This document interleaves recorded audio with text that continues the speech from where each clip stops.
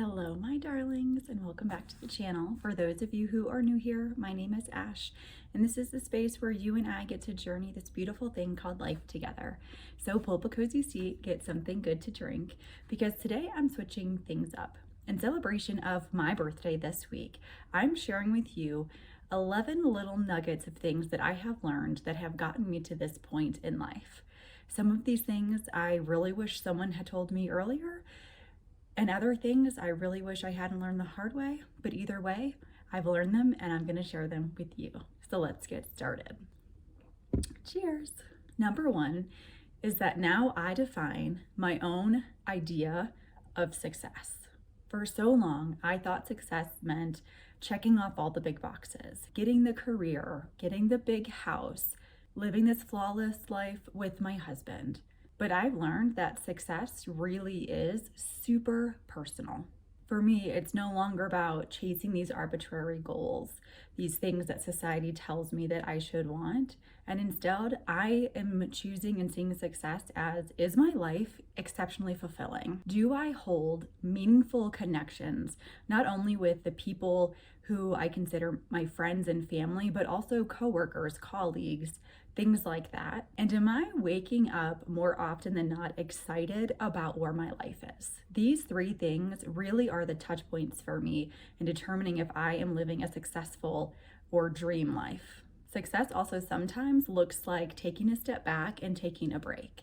We live so much in this hustle culture that sometimes it feels like if we take a step back, if we take a break, we're going to miss out on something, or we're not going to be able to reach those goals. But for me, being able to step back and take a breather and take care of myself is the utmost sign of success, because it means I'm also tuned into what's going on in my life and in my body and in my mind. Nowadays, when I catch myself feeling envious of anybody's journey or where anybody's life is, I use it as inspiration instead of tearing myself down in comparison. Because if they can do it, then I can do it, but I can do it in my own way and at my own pace.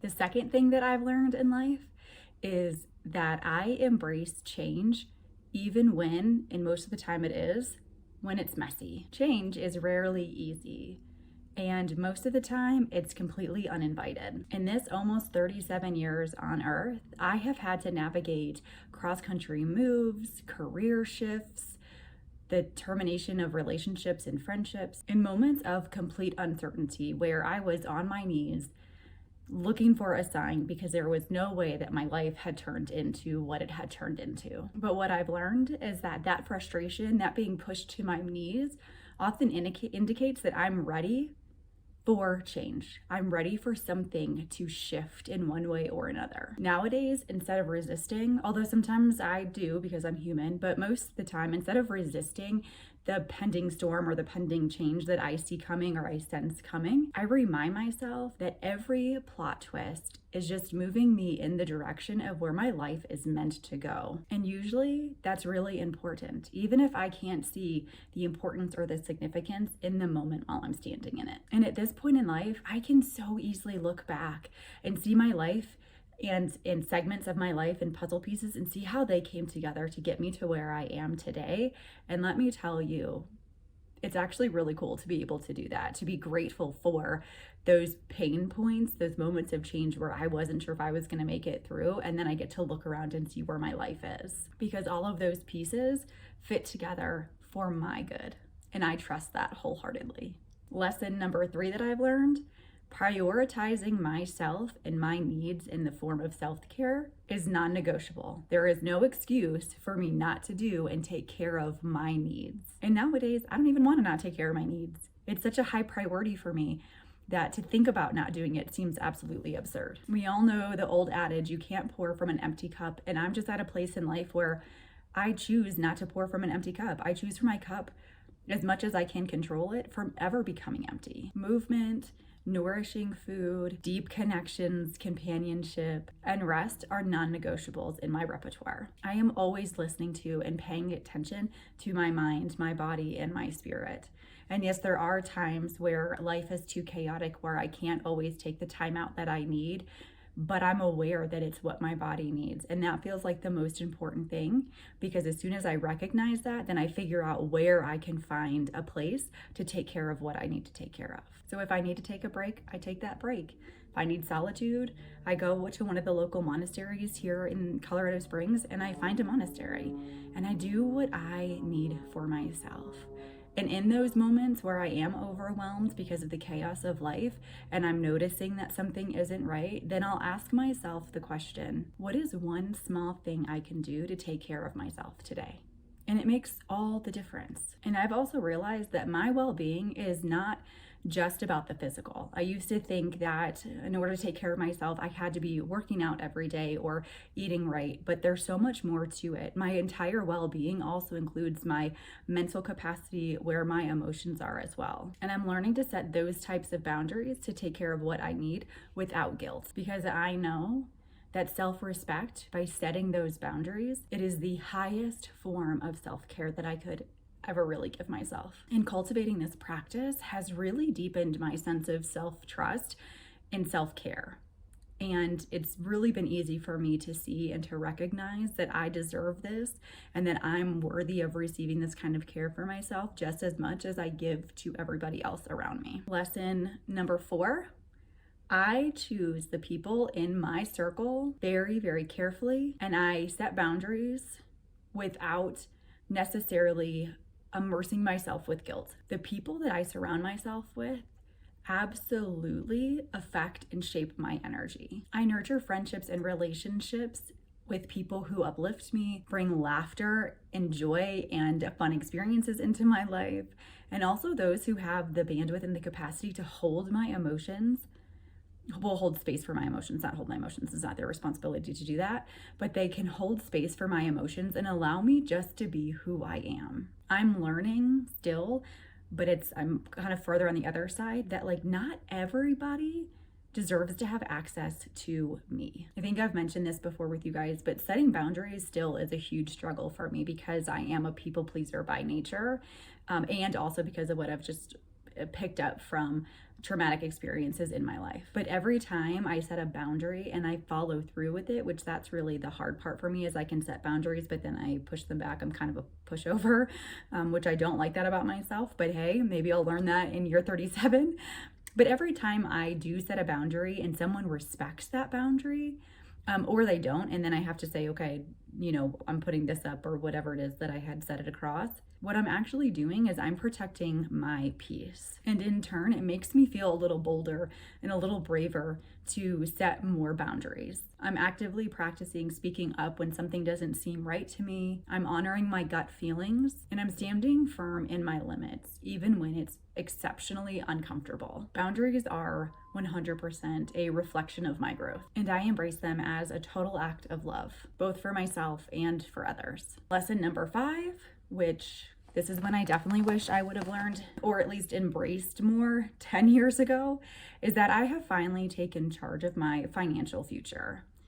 I am just as close to 50 as I was to 20. Well, that was 35, but you know what I mean. I'm getting way closer to 50, way closer to retirement age. And so how I handle my financial business has become way more prominent and way more obvious to me. And money used to feel incredibly intimidating for me. I did not grow up in a household where anyone talked about finances.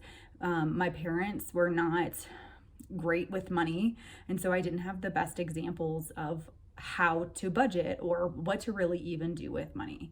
I also grew up fairly poor, and so we were on welfare and those kinds of things too, and so there also just wasn't enough money to go around. But now, after doing some money inner work, or inner love as I like to call it, doing some of that and just utilizing some of the resources that I've had, I've realized that money is not something to be afraid of. It's a tool that helps me get toward a life of freedom. And it's a form of energy that really just wants to be loved on. I am truly blessed with having a best friend who is a money savant.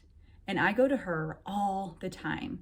She's so great about giving me insights on investing, saving, and she's just genuinely empowers me to make good, smart educated financial decisions. And for other things, I've also turned to YouTube. I've turned to certain podcasts. I can drop a couple of those videos in the description or in the comments if you guys are interested in what I've been looking at for additional support as I'm kind of bolstering and building up my financial understanding. Financial independence is one of the greatest gifts that I can give to my future self. And that's a future self that I really want to take care of. Lesson number 6.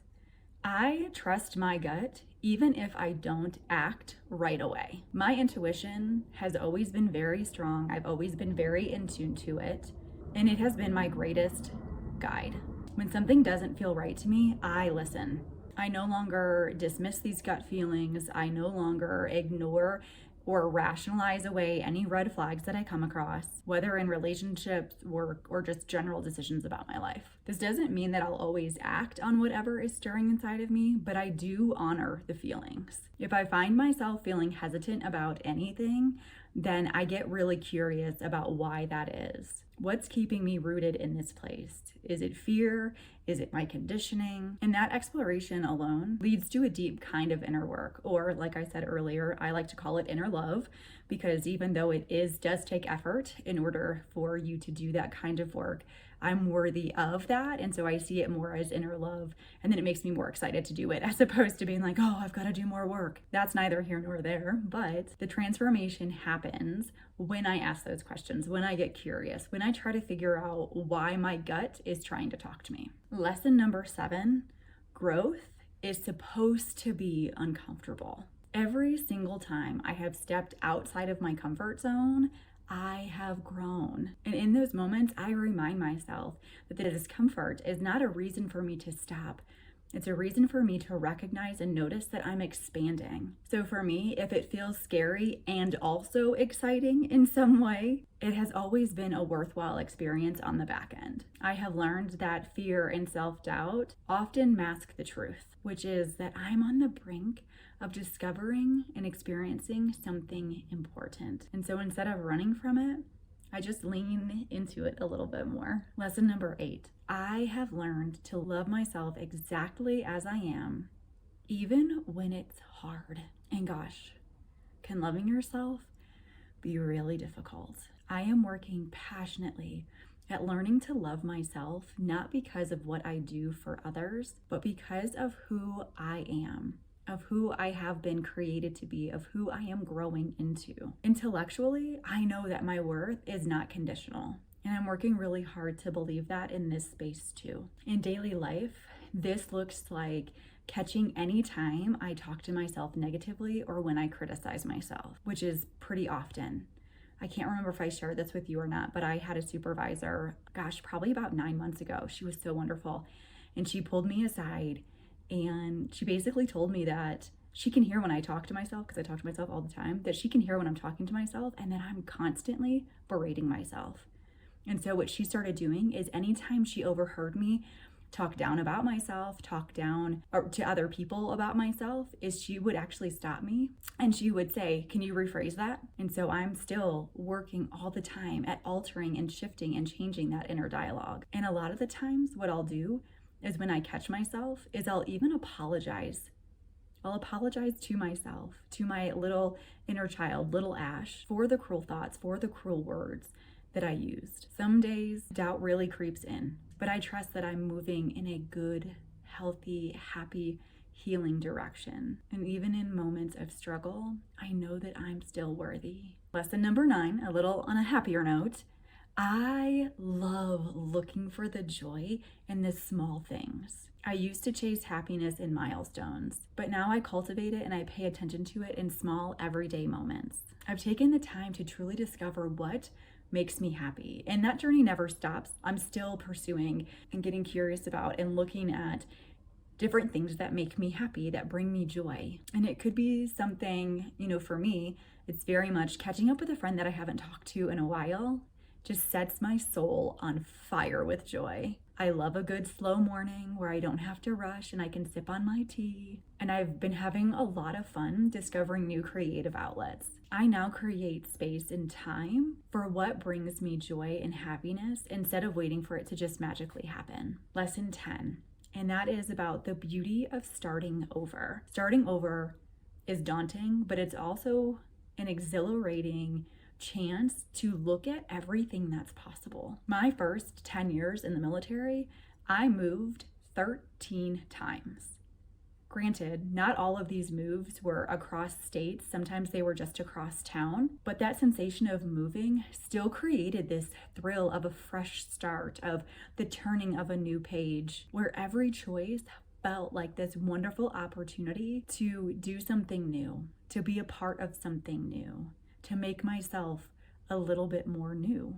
And throughout my 37 years, whether it was shifting a career, starting or ending new relationships, or shifting my mindset, starting over just tells me that I'm never stuck. There is always room for reinvention, for growth, for expansion and adventure. The possibilities are endless. And with each new transition, it's a chance to live life on my terms and in my way. And finally, lesson 11, healing does not happen in a straight line. Healing doesn't happen all at once, and rarely does it ever happen quickly. There are times where I feel like I have made so much progress, and then there are other moments where something out of the blue activates me and I feel like I'm all the way back at square one. But instead of feeling discouraged at being back here, all I do is I just look at it as part of the process. Healing is not about getting over things quickly. It's always been about allowing myself to sit with whatever is coming up to the surface and facing it, no matter how many times it takes. And let me tell you, there are some things that have taken years and years and years, and I'm still not healed. I'm still making choices that don't make sense, even though I know they don't make sense. But it's just part of the process, and I'm not going to come down on myself about that. Everything happens in perfect timing, in perfect ways, and I'm supposed to, for some wild reason, still be trying to learn and heal from that lesson.